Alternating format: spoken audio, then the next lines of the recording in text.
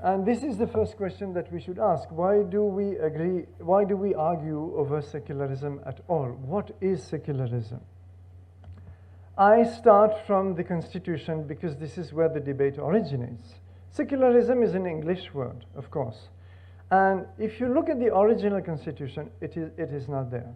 There's no word for secularism. It doesn't exist in the original Constitution. So this is peculiar.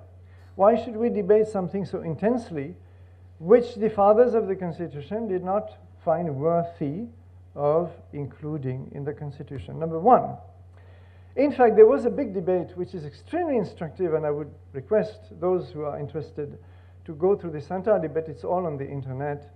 It starts about August 1949 and goes all the way to December and a little beyond. And as you know, the Constitution was finally promulgated in January 1950. So this debate went on for a long time on secularism. And we have some very interesting quotations. For example, Jawaharlal Nehru, who is today brandished as a, arch secularist, declared in the Constituent Assembly, another word is thrown up a good deal, this secular state business.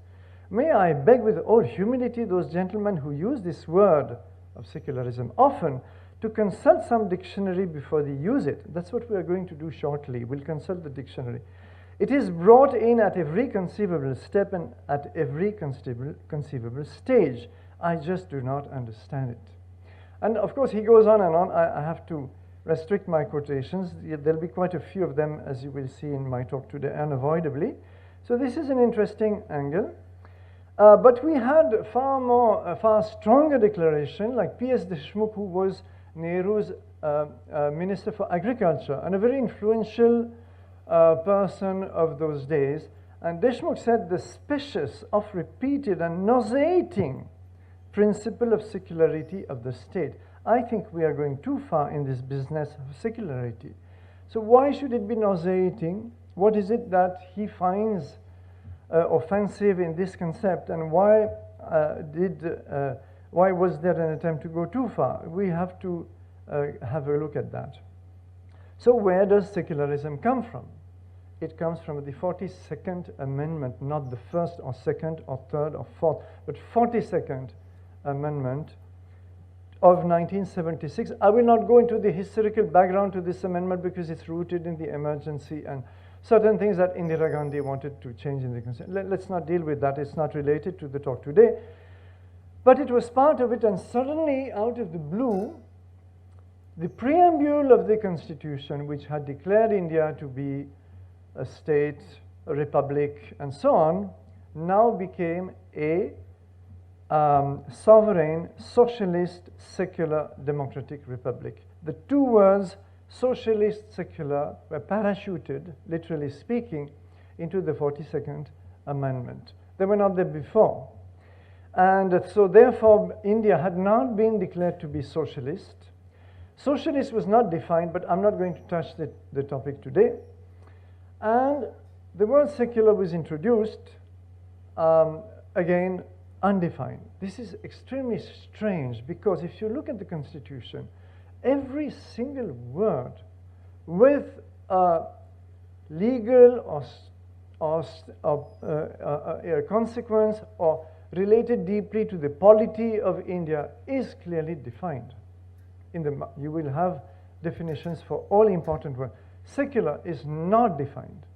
So if a word in the Constitution is not defined, what are we to understand? We are to understand that we should accept the dictionary definition. That's what Nehru said. Let's go back to your dictionaries. So there is a certain definition of the word secular in the dictionaries, which is rooted in the European concept. I will explain in a minute. So if you look at the Oxford Dictionary, it says principle of separation of the state from religious institutions. And if you look at the Webster, it has indifference to or rejection or exclusion of religious and religious considerations. Now the Oxford Dictionary is rooted in the 18th century history of Europe, where the age of enlightenment, you know, all the great philosophers like Voltaire in France undermined the foundations of Christianity and the principle that political powers had to be somehow backed by the church, or sometimes had to integrate representatives of the church. And this had been the whole history of medieval Europe. So suddenly there was an awakening, intellectual first of all, to the fact that we don't need religion to rule over us. And we don't want this religion, in particular Christianity, to rule over us. Severe limitations of the Christian belief systems, power systems were pointed out, and a growing demand for rejection of them was the contribution of the 18th century in particular. This is not exclusive to Christianity. There is one case at least in the Islamic world, which is Turkey. And in Turkey, in 1923, you would be familiar with the revolution of Turkey, which created the Turkish Republic. You know, Mustafa Kemal was the leader of that revolution. The main goal was to overthrow the Islamic rule of the Caliph, the Caliphate. And therefore, Turkey was declared to be a secular republic, right? So this is the Oxford definition, the principle of separation of the state from religion, from religious institutions or powers or various kinds of ramifications. The second definition by Webster is simply what I refer to with the example of, for example, secular architecture. You have sacred architecture, secular architecture. You have, these are especially European binaries. In India, all of them would have to be qualified to a great degree, but I'm not going to touch upon this in my talk today. For example, you have sacred literature, secular literature. You have sacred music, secular music, and so on and so forth. So all these binaries can be applied to all human activities. But today we're going to be concerned with the first aspect reflected in the definition by Oxford.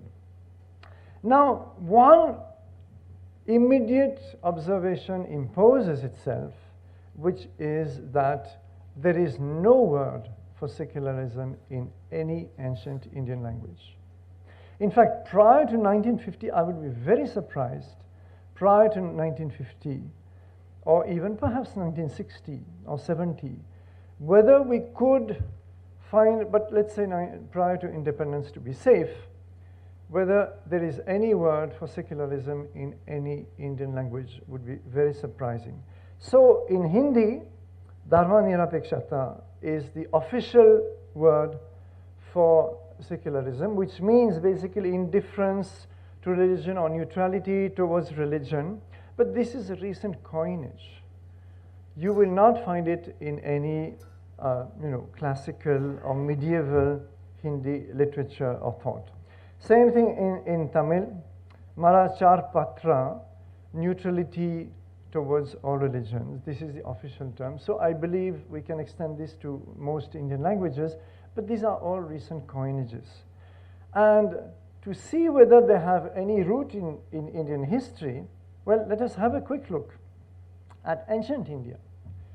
Why do we have to discuss in the Indian context either the concept of separation of state and religion or the concept of neutrality towards religion? And please note that this neutrality towards religion is actually a kind of, or indifference to religion, is actually an Indian definition. It is not the accepted mainstream dictionary definition of secularism. So first of all, it's important to realize that in ancient India there was never anywhere in India the concept of a state religion, religion of state, which is what medieval Europe suffered under. And that is what created as a reaction the Age of Enlightenment, where 18th century philosophers across Europe started protesting against this notion of state religion and saying we must separate religion from the state, from the polity. There is not a single Indian ruler who ever thought or tried in ancient India, by ancient, let us roughly say pre-medieval India, to keep things simple, who thought of imposing a religion. It could have been done. Ashoka, for example, as you know, was won over to Buddhism. People say converted. This word converted is tricky and does not, to my mind, apply to the actual historical context. Let us say he was won over. His heart was, opened up by the Buddhist teaching, and then he started spreading what he called Dhamma in Prakrit, because his edicts are in Prakrit. And Ashoka would have had the power, if he had wanted, to impose Buddhism as a state religion, compulsory religion throughout his empire. He never attempted that. On the contrary, he gives us this very well thought out recipe for religious harmony or coexistence. Of course, in his days, what does he mean by religious harmony or coexistence? He's referring to the Vedic, Buddhist, Jain, Ajivika, and a few other sects, belief systems, thought systems. There's, of course, no question of Christianity in those days or Islam. So perhaps the problem was simpler to address. Nevertheless, there were doctrinal frictions, rivalries, differences. And his recipe was, number one, do not show excessive devotion, what today we call fanaticism, towards your preferred religion or school of thought. Do not praise it too highly. Number two, do not condemn other religions or schools of thought. It seems very obvious, perhaps, but it's not so obvious when you look at the history of Christianity and Islam. Number three, all should be well learned in the good doctrines of other religions. He accepted that there could be bad doctrines also. But they were good doctrines, useful things that we can learn from all these belief and thought systems. So these are the 3 points that he gives in Edict number 12, Major Rock Edict, which all of us who are concerned with these issues should read in full. I'm just giving you a brief summary here. But it did not occur to him that perhaps he could impose Buddhism on the whole empire. Not at all. He patronized Vedic sacrifices as much as the Buddhist Sangha. So therefore, this concept of state religion is alien to ancient India, and I could give many more examples. For lack of time, I'll mention only Kharavela. Kharavela is a famous Jain emperor. He was the head of the Kalinga Empire. And he gives us this enormous, magnificent inscription. If anybody has visited the Udayagiri, Khandagiri hills near Bhubaneswar, you might have seen it just towers over you. It's 3 meters long. And this inscription, it's a Jain emperor, is all about his military campaigns. How Jainism reconciles with military campaigns is another issue I won't go into. But he boasts that he has fought a few North Indian kings and recovered from them stolen Jain images, statues that had been taken out of the kingdom and the empire, and that he has brought them back and reinstated them. But yet, though he was a very great devote of Jainism, he portrays himself in that inscription as the worshipper of all religious orders, the restorer of shrines of all gods. So he doesn't exclusively, portrays Jainism as his one objective or his one preferred religion at all, and he never tried to impose it. So you could repeat examples. There are lots. There's a wealth of inscriptions with the Pandyas, the Pallavas in South India, for example, boasting that they patronize all cults. These examples can easily be multiplied. This is the ancient Indian ethos, thought system, belief system.